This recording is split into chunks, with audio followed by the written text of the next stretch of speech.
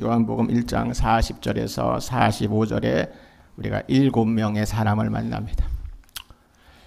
요한복음 1장에 보면 40절에서 41절에 45절까지 보면 7명의 우리가 사람들, 제자들을 만납니다. 이 7명의 제자 중에서 2층, 3층에 올라가면 이 제자들 방들이 다 있습니다. 2층, 3층에 올라가면 제자들 방들이 다 있습니다. 먼저 40절 7명 차례대로 한번 해보겠습니다. 요한 40절에 요한의 말을 듣고, 여기서는 제자 요한이 아니라 침례 요한을 말합니다. 침례 요한의 말을 듣고 요한이 등장합니다. 예수를 따르는 예수님이 등장합니다. 두 사람 중에 하나는 시몬 베드로의 형제 안드레라. 안드레는 3층의 방, 제일 큰 방입니다. 안드레라. 그가 먼저 자기의 형제 시몬을 찾아, 시몬 베드로입니다. 2층에 베드로 방이 있습니다. 말하되 우리가 메시아를 만났다 하고, 메시아는 번역하면 그리스도라.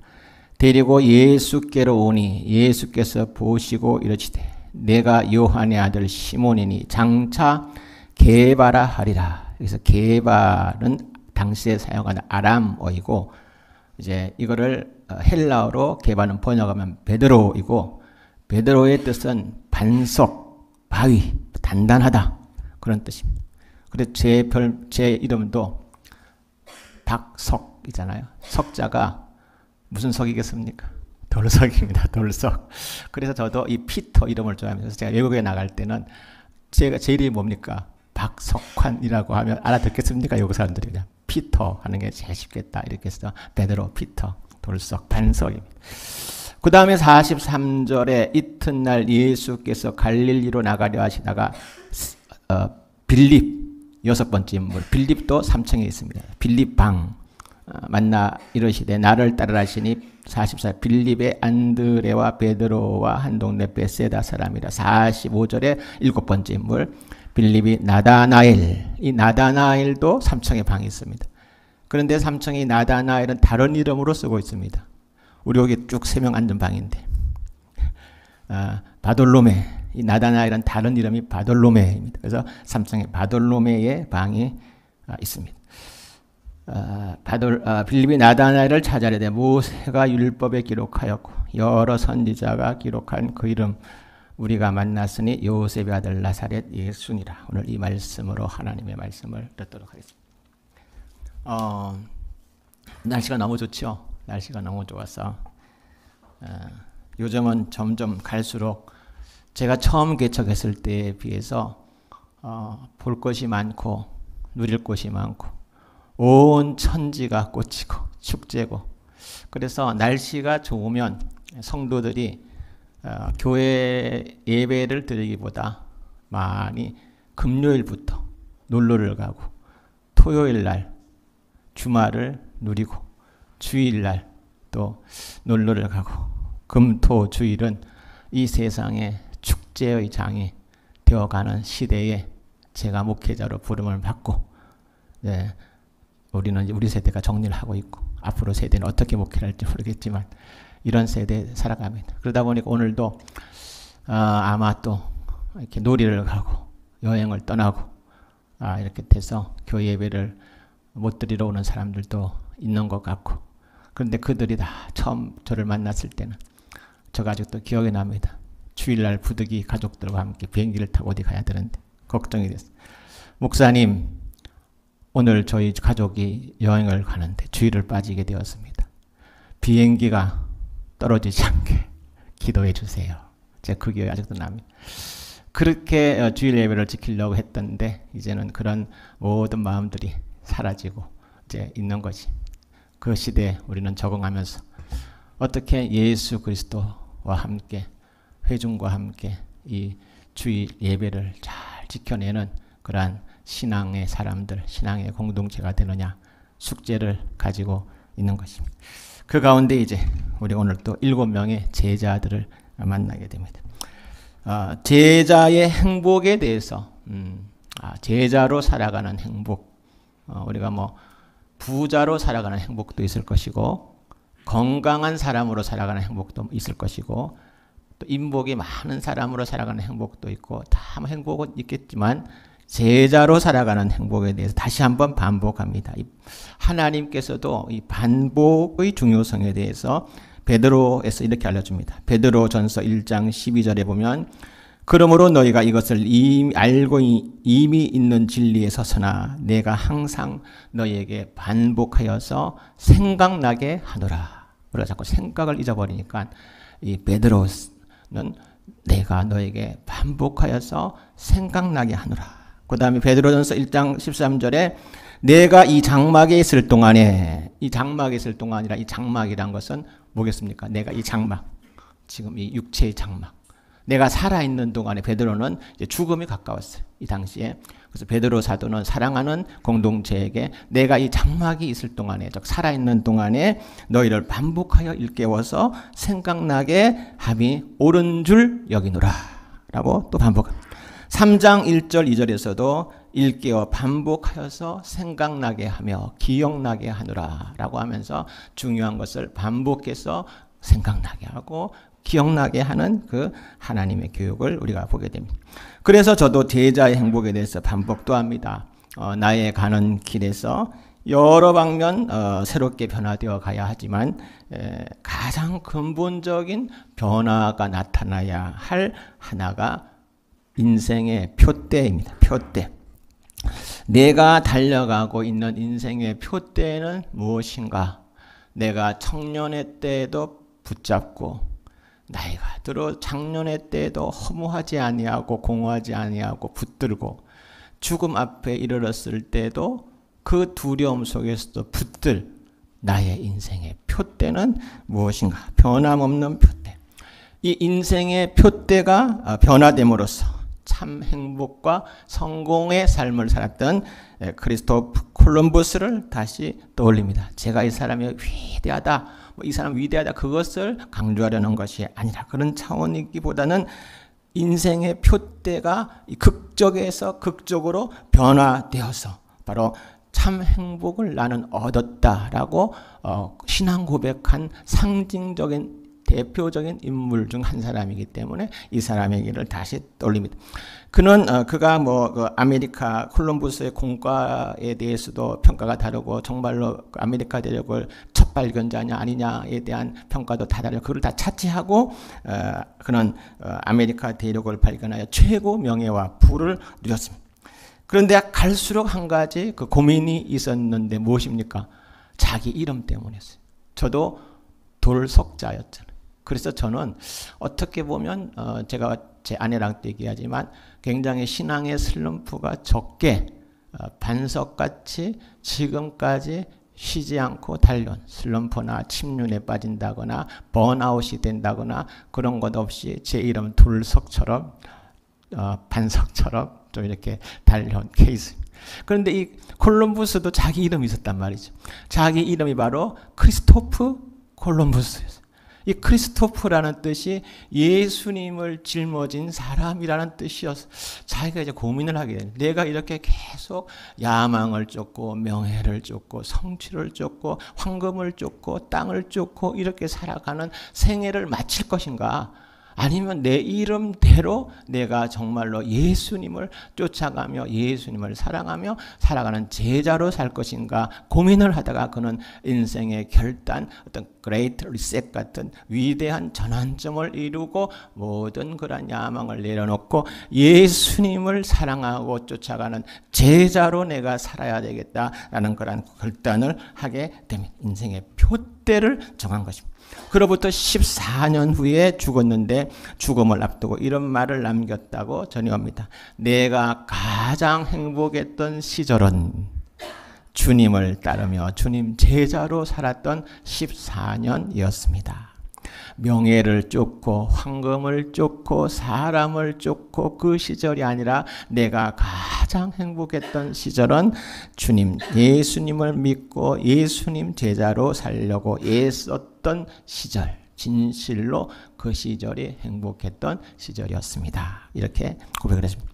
우리가 스스로 곰곰이 한번 질문해 봅니다. 내가 달려가고 있는 표대가 무엇이냐? 나는 인생의 표대를 무엇으로 두고 달려가고 있는가? 만약에 세상의 것들이 표대가 되어 쫓아간다면, 일과 돈이 표대가 되어 쫓아간다면 결코 참 행복을 누릴 수가 없습니다. 오손도손 행복한 가정을 만들어야겠다. 내 자녀를 한번 잘 키워봐야 되겠다. 그것이 표대가 되어 살아간다면 결코 참 행복을 누릴 수 없습니다. 그런 방법으로 인간이 참 행복을 가질 수 없다는 사실은 세계적 석학들도 철학가들도 사상가들도 다 알고 있는 사실입니다. 이거 다 알고 있어요. 인간이 그렇게 쫓아가고 눈멀어서 쫓아가고 있는 그것을 향해서 날려갈 표대를 가져올 때 그게 참 행복을 가질 수 없다는 것은 세계적 사상가들, 철학가들 다 알고 있는 사실입니다. 예를 들어 하버드 대학에서도 인간의 참 행복에 관해서 75년을 쭉 연구해 왔습니다. 75년, 언제부터입니까? 그 사람들의 태어나고 성장 과정, 아픈 과정, 극복 과정 쭉 75년부터 쭉 이렇게 인간 사람들을 대상으로 참 행복에 관해서 연구해 왔다고 합니다. 그런데 75년이 아니라 100년을 1000년을 연구해도 세상 연구에서는 참 행복에 대한 올바른 해답을 결코 찾을 수 없는 것입니다. 이 세상 경주에서 참 행복은 예수님을 믿고 예수님을 사랑하고 예수님과 함께 웃고 예수님과 함께 울고 예수님과 따라가는 제자의 삶에 있는 줄로 믿습니다. 다 정말 그렇게 우리가 믿습니까? 우리가 이 사실을 진정으로 믿는 것입니다. 여기에서 안드레, 베드로, 빌립, 나다나엘은 예수님께서 나를 따르라 하였고 이들은 모두 예수님을 믿고 따르는 제자들이 되었습니다.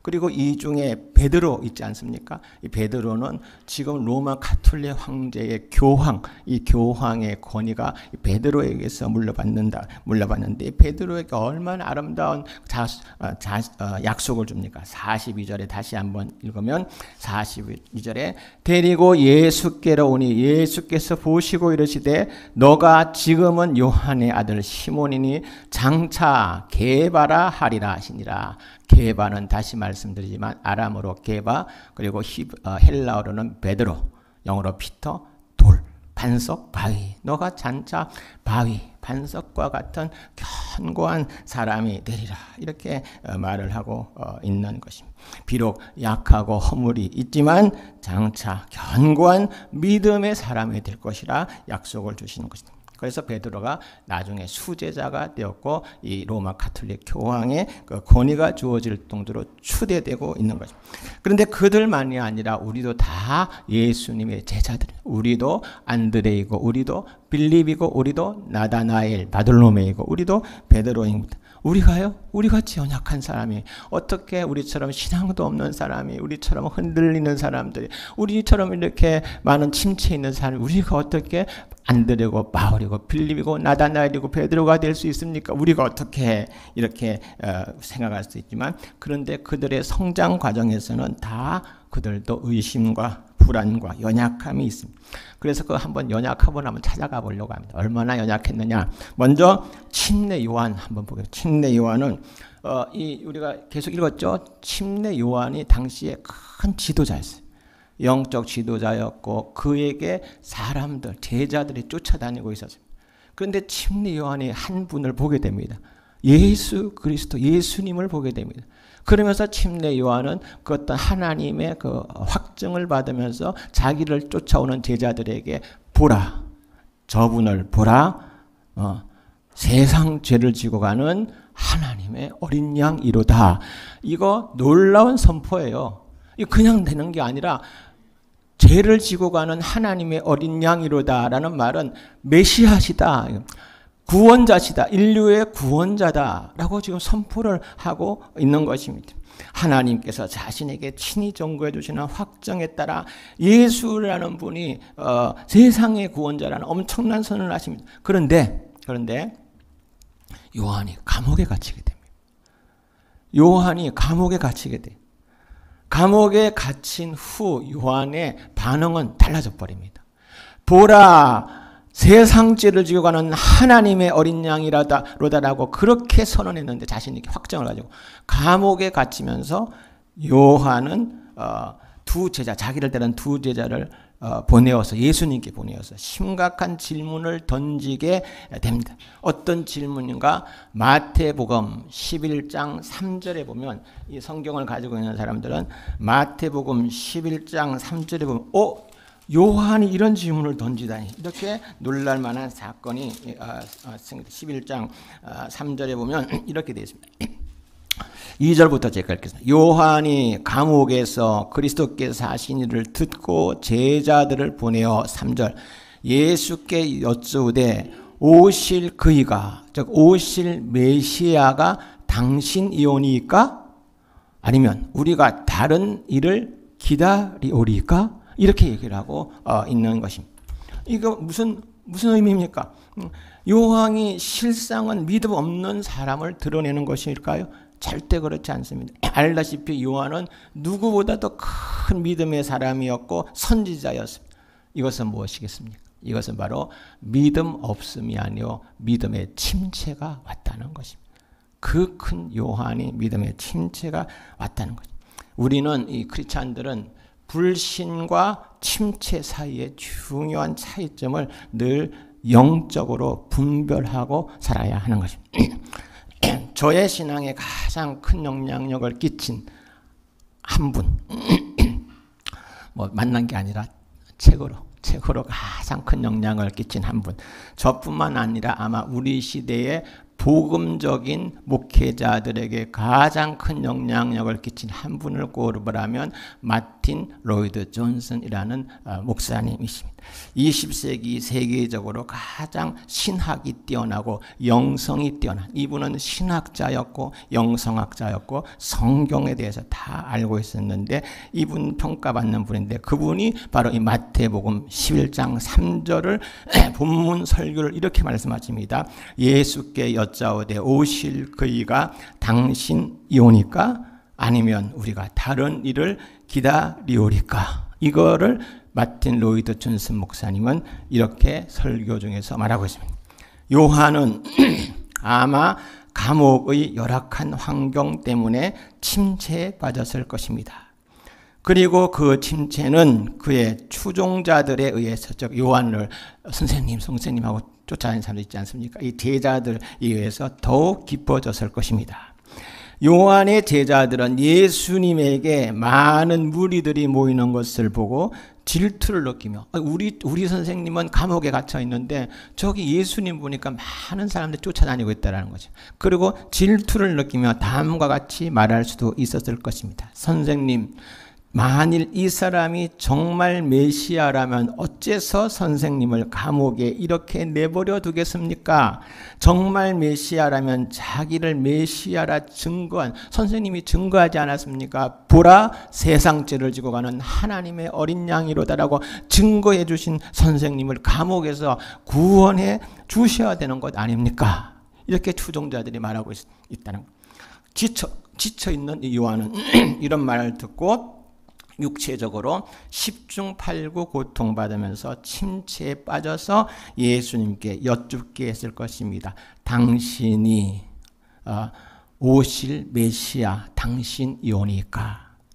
아니면 우리가 다른 일을 기다리오리까? 바로 이 침체 속에서 이렇게 요한이 제자들에게 여쭙게 했을 것이다 라는 그런 설교를 하신 바가 있습니다. 참 이상하지 않습니까? 예수님에 대해서라면 하나님의 이렇게 분명한 확증을 받은 요한이, 침례 요한인데 이렇게 신앙의 근원이 흔들리다니, 당신이 메시아가 맞습니까? 당신이 나의 사랑, 나의 구주, 나의 예수 그리스도, 나의 평생, 나의 영혼을 인도할 그분이 맞습니까? 어떻게 이렇게 근원이 흔들릴 수 있습니까마는 요한 같은 사람이 흔들린다면 우리들도 더욱 흔들릴 수 있다는 것입니다.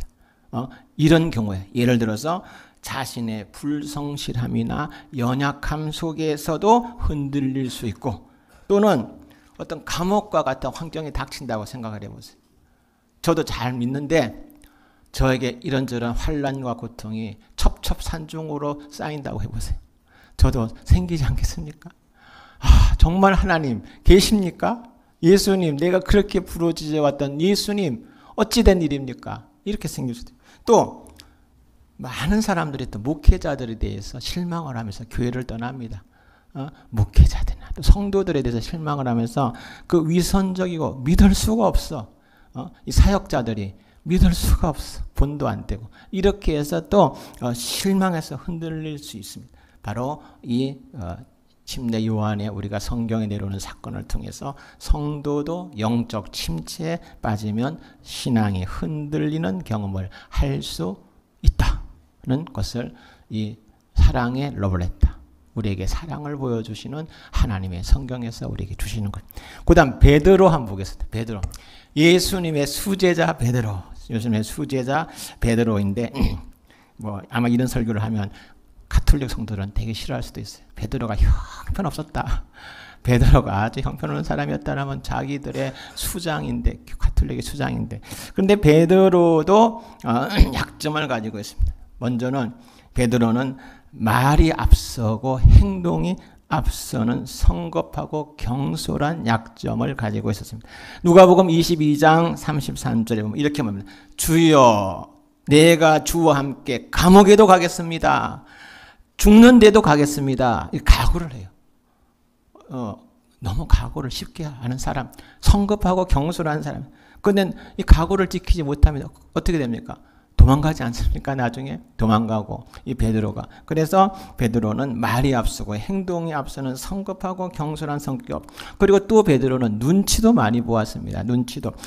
이거 다 제가 성경 공부를 가르쳤는데 기억나실지는 모르겠어요. 갈라디아서 성경 공부를 할 때 갈라디아서 2장 12절에 보면 성경의 가르침과 가치관인데도 그거를 쭉 밀고 나가야 되는데 주변 사람들을 보면서 자꾸 번복합니다. 어떤 사건이냐면 베드로가 다른 나라 사람들, 예를 들어서 내가 일본 사람들과 밥을 먹고 러시아 사람들과 밥을 다른 나라 사람들과 밥을 먹는 거예요.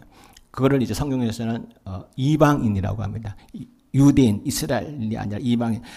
식사를 하다가 유대인들이 이방인과 식사는 자신을 비난할까 봐서 당시 유대인들은 이방인에게는 구원이 없다라고 말해서 무시하고 경멸하였어요.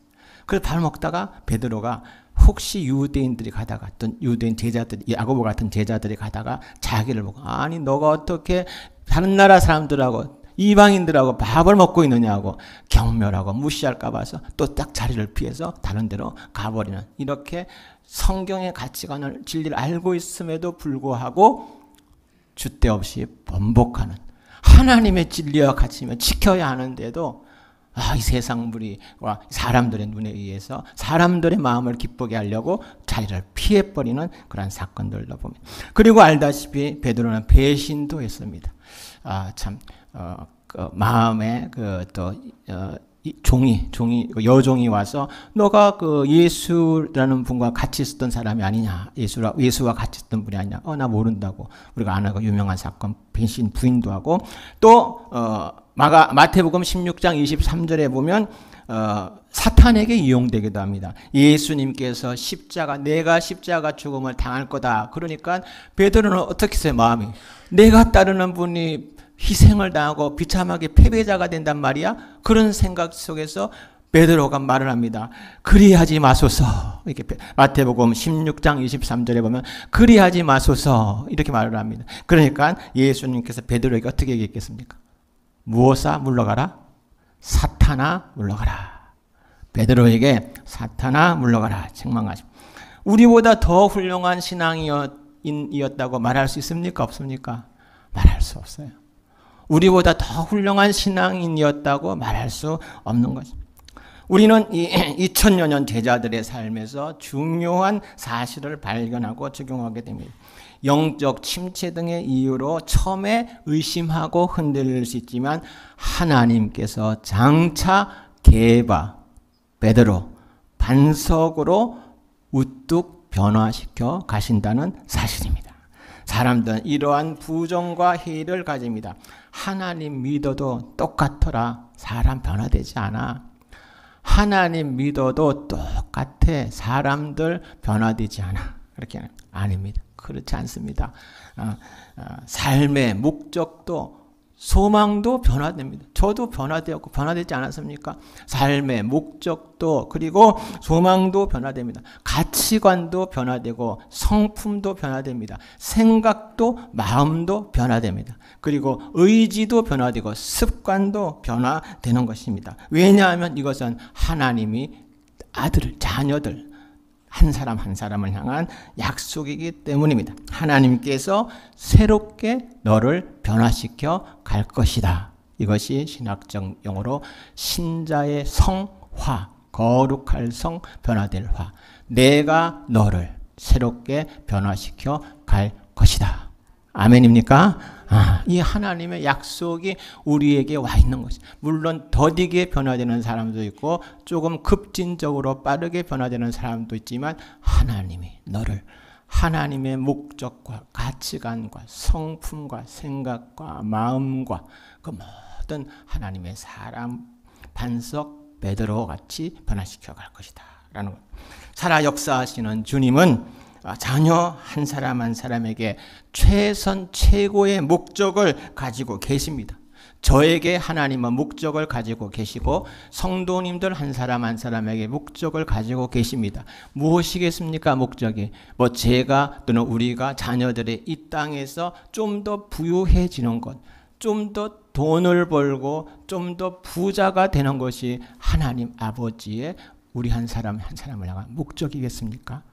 이 우주 광대한 세상 속에서 한 사람 한 사람을 생각하며 사랑하시는 하나님 아버지께서 너가 그래 이 땅에서 조금 더 부자가 되렴, 조금 더 돈을 벌렴, 조금 더 부유해지렴, 이것이 아버지의 자녀를 향한 목적이겠습니까? 아니면 너가 100세까지는 좀 무병하고 건강하게 살아가라. 이게 하나님 아버지의 자녀를 향한 목적이겠습니까? 우리가 크리스찬이 되고 왔는데 내가 너를 크리스찬 삼아서니 너가 이 세상에서 100세까지는 건강하게 무병하게 살아가렴. 이것이 하나님 아버지의 목적이겠어. 그게 아니라는 것입니다. 하나님 살아 역사하시는 주님이 자녀 한 사람 한 사람에게 가지는 최선 최고의 목적은 바로 자녀들의 성화, 변화인 것입니다. 이것을 가지고 하나님이 우리를 움직여 가십니다. 어떤 변화들이 나타났습니까? 어떤 변화들이 나타났습니까? 예를 들어 세상이나 사람들이 주지 못하는 평안과 기쁨이 생겼습니다. 또 하나님 말씀에 순종하여 덜 미워하게 되었고 또 혹 미워하더라도 마음에 늘 꺼리낌이 이러면 안 되는데 꺼리낌이 생기게 되는 것입니다. 또 하나님 앞에 회개가 생겼습니다. 또 화내고 불평하고 염려 횟수가 조금씩 줄어드는 그러한 변화도 생겼습니다. 이기적이며 내 중심적 모습이 또 조금씩 하나님 중심, 말씀 중심으로 바뀌며 섬기며 살아야겠다는 생각도 가지게 되었고 죽음 이후에 천국을 생각하는 변화가 생겼고 또 낙심할 때 내가 낙심하지 않고 기도하며 감사하며 살아야겠다는 결단을 할 수 있는 변화도 생겼고 또한 삶의 목적 하나님께 영광 돌리며 사랑과 충성을 드리며 살아야겠다는 그런 삶의 목적의 변화도 생겼고 이모저모 변화가 진행 중인 것입니다. 저의 묵상집 사랑하는 데오빌로에게 9월 15일 제목은 이렇습니다. 그래도 변화된 것입니다. 이것이 제목입니다. 고린도 교회가 이 고린도 교회에 대한 묵상 내용인데 미성숙함 계속 변화되지 않는 것 같아요. 고린도 교회가 계속 변화되지 않는 것 같은 이 사실에 대해서 묵상인데 이런 내용이 있습니다. 세상 사람들은 이렇게 말할 수 있습니다. 그 사람 하나님 믿는 교인이라면서 왜 그래? 사람은 정말 안 변해. 이렇게 말할 수 있어요. 그런데 고린도 교회 성도들이 안 변화된 것이 아니라 출발점이 달라서 그럴 수 있습니다.